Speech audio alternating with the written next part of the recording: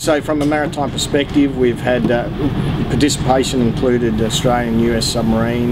We've had P3 and P8 maritime patrol aircraft from both Australia and the US. We've obviously had the ships that you'd be, I think, familiar with, about 30 ships combining the Carrier Strike Group, the Expeditionary Strike Group, and the Anzac ARG and its supporting elements. We've had significant air fast jet assets, both from the Carrier Strike Group but also from the Australian and US Air Force, and we designed a package of training around that to test those elements. So as Admiral Dalton said, we've had an Australian team form up the Sea Combat Commander role on here that's worked very well for us, and they've looked to employ some of those, all of those assets against things like the submarine and the enemy patrol boats and those sort of things that have been working against us.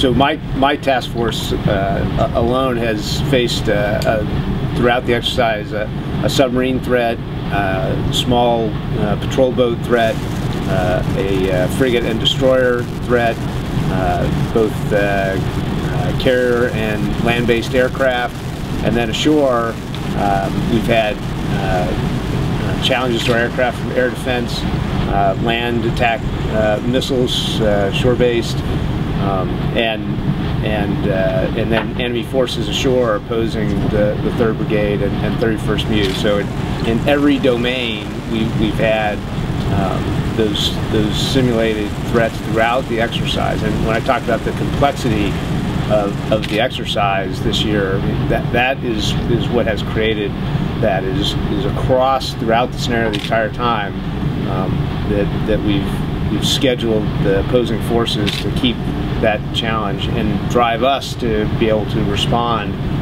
and like the learning that I talked about in building our confidence is based on being able to very effectively respond to that.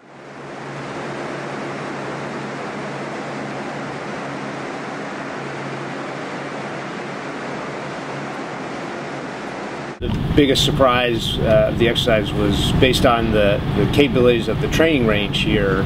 It allowed us to exercise the flow of personnel and equipment ashore in a more realistic way, and therefore more rapidly than we have been able to do in many other of the areas that we train.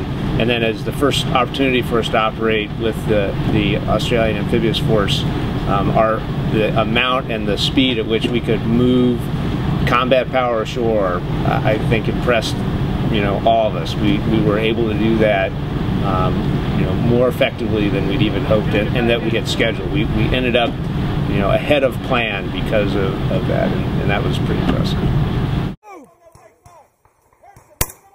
So just a really fantastic exercise, gave us tremendous confidence in our ability to operate together in a range of contingencies.